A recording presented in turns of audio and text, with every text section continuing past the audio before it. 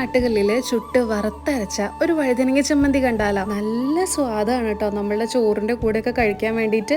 അപ്പോൾ ആദ്യം ഒരു കടായി വെച്ച് കുറച്ച് വെളിച്ചെണ്ണ ഒഴിച്ച് നമുക്ക് വഴുതനങ്ങ ഇങ്ങനെ റോസ്റ്റ് ചെയ്തെടുക്കാം കേട്ടോ. കുറച്ച് വെന്താൽ മതി.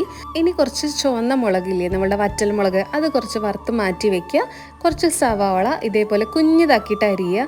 നമ്മളുടെ മിനി ആട്ടുകല്ലിൽ നമ്മൾ വറുത്ത് വെച്ച നമ്മളുടെ ചുവന്ന മുളകും ഉപ്പും കൂടി ഇട്ടിട്ട് നന്നായിട്ട് ആദ്യം ഇതേപോലെ ഒന്ന് ചതച്ചെടുക്കുക. ഇനി അതിലേക്ക് കുറച്ച് സവാള ഇട്ടിട്ട് ഒന്ന് ചമ്മന്തി രൂപത്തിൽ ഒന്ന് ചതഞ്ഞോട്ടെ കേട്ടോ. അതിനുശേഷം മല്ലിയില, പുളി പിഴിഞ്ഞ് വെച്ചിട്ടുള്ള ഒരു വെള്ളം, പുളിവെള്ളല്ലേ, ആ വെള്ളം കൂടെ ഒഴിച്ചതിന് ശേഷം നമ്മുടെ വഴുതനങ്ങ കൂടെ ഇട്ട് കൊടുക്കുക. കുറച്ച് തരി എന്നുള്ള രീതിയിൽ വേണം കേട്ടോ അരച്ചെടുക്കാൻ വേണ്ടിയിട്ട്. പിന്നെ നമ്മൾ മുളകൊക്കെ വറുത്ത എണ്ണല്ലേ, ആ എണ്ണ വേണട്ടോ അതിലേക്ക് ഒഴിക്കാൻ വേണ്ടിയിട്ട്.